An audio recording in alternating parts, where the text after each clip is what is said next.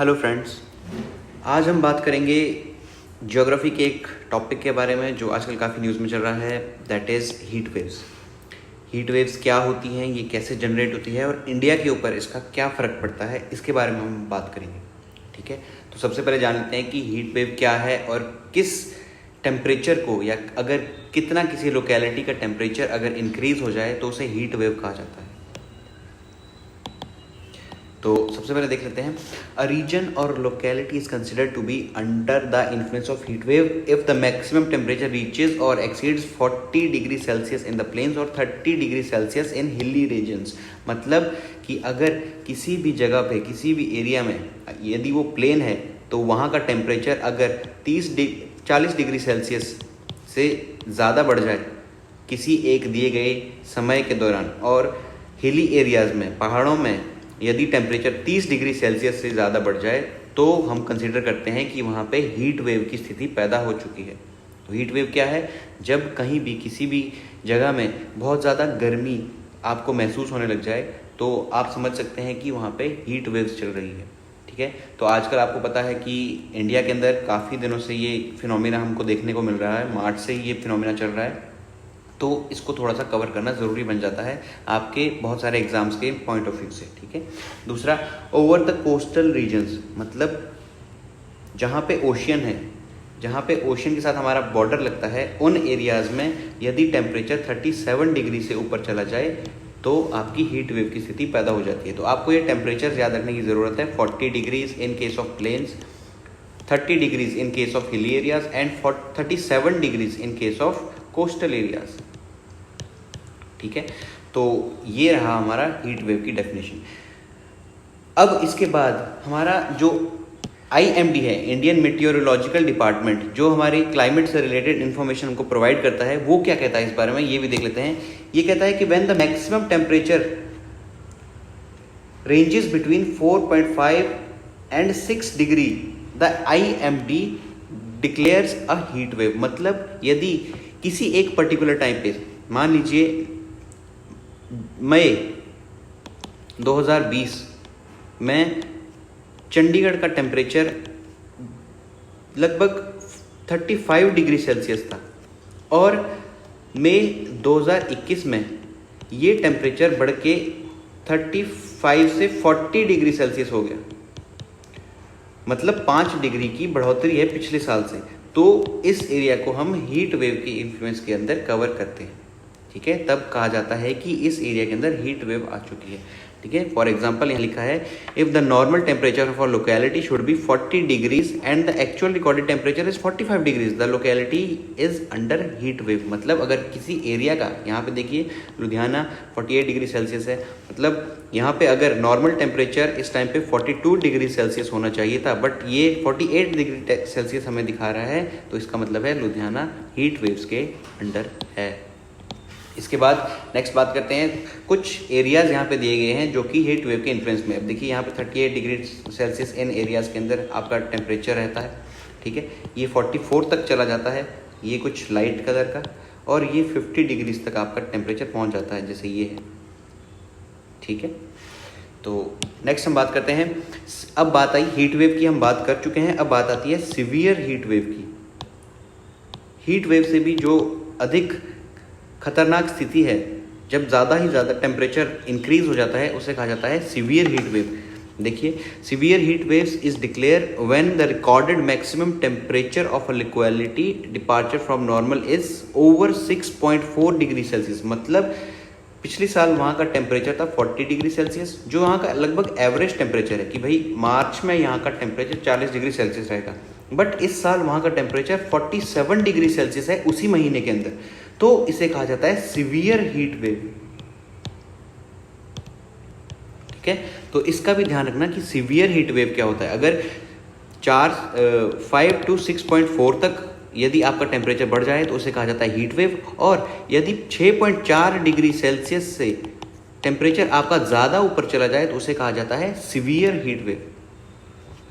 ठीक है, इसके बाद if the locality records over 45 degree and 47 degree on any given day, the IMD declares heat wave and severe heat wave respectively। अब यहाँ पे इन्होंने टेम्परेचर का भी क्राइटेरिया दे रखा है कि अगर किसी एरिया में 45 degree, irrespective of last year वहाँ का टेम्परेचर क्या था, अगर किसी भी एरिया में 45 डिग्री टेम्परेचर रीच कर जाता है तो उसे हीट वेव कहा जाता है, और यदि किसी एरिया में 47 डिग्री सेल्सियस का जो टेम्परेचर है वो रीच कर जाता है तो उसे सीवियर हीट वेव कहा जाता है।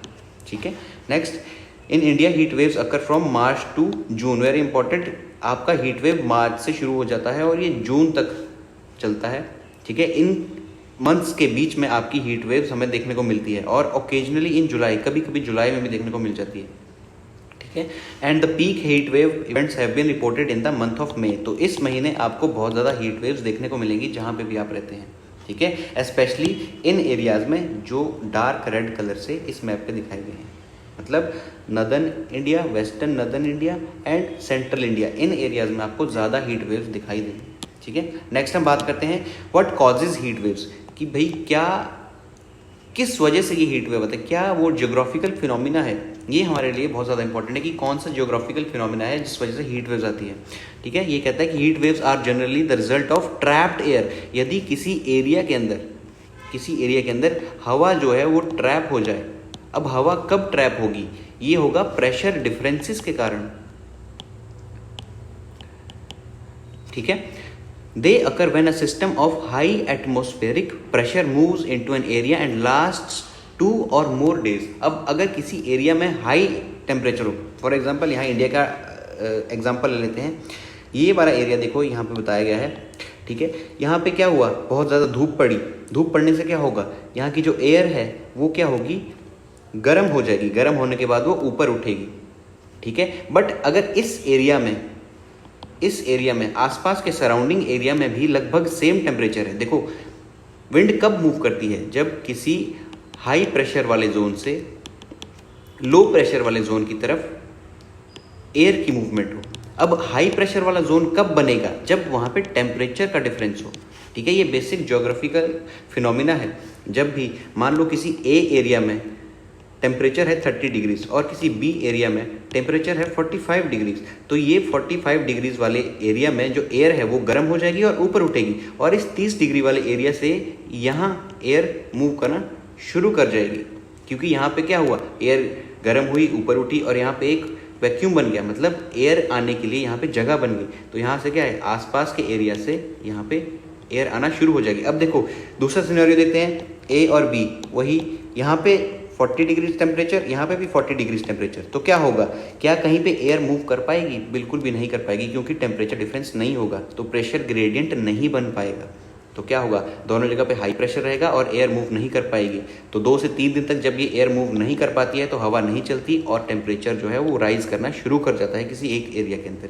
ठीक है, heat waves from when high pressure loft 3000 से 7600 मीटर तक strengthens and remains over a region for several days up to several weeks। मतलब बहुत सारे दिनों से लेकर बहुत सारे हफ्तों तक किसी एक एरिया में अगर जो प्रेशर है वो एक जैसा बना रहे, तब आपकी हीट वेव्स आ सकती है, और ऊपर से टेम्परेचर जो है वो इंक्रीज करता जाए। High pressure system forces air downwards, मतलब जो हवा यहाँ से ऊपर उठी थी वही हवा यहाँ पे नीचे गिर जाएगी, आसपास के एरिया से उसको हवा फिल करने के लिए नहीं आ पाएगी, तो वही जो गर्म हवा ऊपर उठी थी वही वहाँ पे सेटल डाउन हो जाएगी।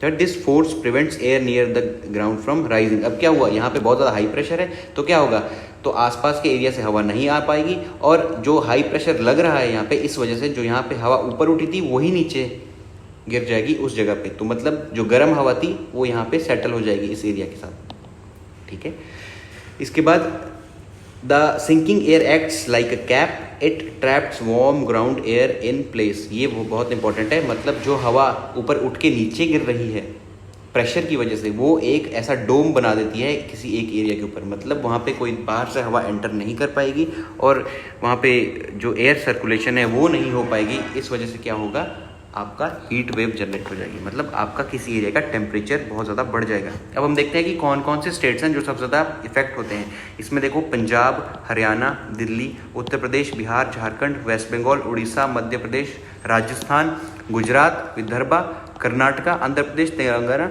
And occasionally Tamil Nadu and Kerala. यहाँ पे काफ़ी ज़्यादा हीट वेव आपको देखने की मिलेगी। अगर आप इस मैप को देखें तो आप यहाँ देख सकते हैं कि मैक्सिमम जो हीट वेव्स है वो नॉर्दर्न और नॉर्थ वेस्टर्न पार्ट में आपको देखने को मिलेगी। पाकिस्तान भी इससे काफ़ी ज़्यादा प्रभावित होता है इंडिया के साथ साथ। ठीक है, नेक्स्ट अब हम देखते हैं कि इस बार इंडिया में क्यों इतनी ज़्यादा हीट वेव्स आ रही है। सबसे पहले magnified effect of paved and concrete surfaces in urban areas, मतलब जो हम बड़ी बड़ी सिटीज़ बनाते हैं उसमें क्या है, कंक्रीट के जंगल है, बड़ी बड़ी बिल्डिंग्स होती हैं, उससे क्या होता है, तो आपको पता होगा कि बिल्डिंग्स का जो एल्बिडो है वो बहुत ज़्यादा होता है ना, तो सॉरी बहुत कम होता है। तो एल्बिडो का मतलब क्या होता है कि भाई आप एक सन रे को कितना डिग्री तक आप इसको रिफ्लेक्ट बैक कर पाते हैं, कितने एक्सटेंट तक आप इनकमिंग सन रेज को रिफ्लेक्ट बैक कर पाते हैं, तो उसे कहा जाता है एल्बिडोज। तो जो आपको पता है डार्क कलर जो होते हैं वो सनलाइट को क्या करते हैं, अब्जॉर्ब करते हैं, और जो लाइट कलर्स है वो उसको ज़्यादा अच्छे से रिफ्लेक्ट बैक करते हैं। तो तभी आपको पता होगा जो स्नो है, फ्रेश स्नो, उसका एल्बिडो इज़ हाईएस्ट। वैसे ही जो कंक्रीट सिटीज़ हैं हमारी, वहाँ पे एल्बिडो आपका बहुत कम रहता है, क्योंकि वो सन की रेज को रिफ्लेक्ट बैक नहीं कर पाते हैं, इसलिए वहाँ पे क्या हो जाती है, हीट ट्रैप हो जाती है। आपने देखा होगा कि जो बड़ी बड़ी सिटीज़ हैं वहाँ पे आपके रोड्स एंड ऑल है वो बहुत ज़्यादा गर्म हो जाते हैं गर्मियों के टाइम पे। ठीक है, वो क्यों होता है, क्योंकि रोड जो है वो ब्लैक कलर के होते हैं, इसलिए कुछ जो नेशंस थे उन्होंने अपने रोड्स को वाइट पेंट करना शुरू कर दिया था कुछ टाइम तक। ठीक है, next urban heat islands effect can make ambient temperature feel 3 to 4 degree more than what they are, मतलब कि अगर कहीं पे 26 डिग्री सेल्सियस का टेम्परेचर है तो आपको ऐसा लगेगा कि वहाँ पे 29 डिग्री सेल्सियस है, उस एक एरिया की वजह से, क्योंकि वहाँ पे हीट ट्रैप हो जाती है। किसी सिटी के अंदर आप देखें, अगर आप किसी सिटी के अंदर रहते हैं, वहाँ से अगर आप बाहर की तरफ मूव करें, सिटी के बाहर जाने की तरफ मूव करें, तो आपको क्या लगेगा कि भाई जो एयर है वो ठंडी होती जा रही है, क्योंकि वहाँ पे जो कंक्रीट जंगल है, मतलब बिल्डिंग्स हैं, वो कम होंगी, वहाँ पे जो ये गर्म हवा है वो उतनी ज़्यादा ट्रैप्ड नहीं होगी। Next, more heat waves were expected as globally temperature had risen by an average of 0.8 degrees in the past 100 years. ये हमें सबको पता है, इसके लिए हमने COP अभी 26 भी ऑर्गेनाइज की थी। COP 21 2015 में हमने पेरिस अग्रीमेंट किया था, कि आई एम श्योर आपको पता होगा। पेरिस अग्रीमेंट में हमने क्या कहा था कि भाई जो ग्लोबल टेम्परेचर है वो आने वाले दशक में 1.5 से 2 डिग्री सेल्सियस से ज़्यादा नहीं बढ़ना चाहिए, और यहाँ पे हम क्या कह रहे हैं कि भाई 0.8 डिग्री सेल्सियस से तो वो बढ़ ही चुका है पिछले 100 सालों के अंदर। तो हम क्या चाह रहे हैं कि अब हम सस्टेनेबल डेवलप करें, जिससे कि हम आगे के जाते हुए, मतलब अगले दशक में जाते हुए हमारा जो टेम्परेचर है वो 1.5 डिग्री से ज़्यादा राइज ना हो। ठीक है, तो इस बात का ध्यान रखिएगा।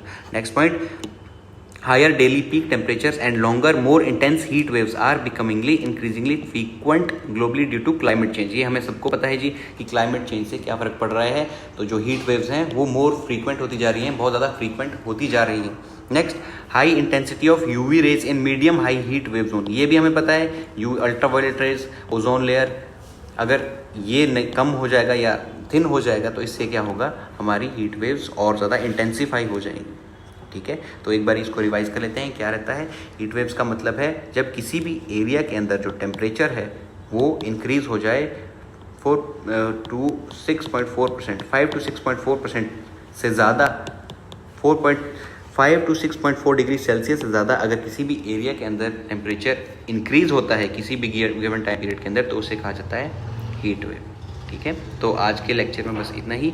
यदि आपको अर्बन हीट आइलैंड्स के बारे में कुछ जाना हो तो प्लीज़ कमेंट सेक्शन में कमेंट करके बताइएगा। इसके लिए हम एक सेपरेट वीडियो बनाएंगे कि अर्बन हीट आइलैंड्स क्या होते हैं। Thank you very much.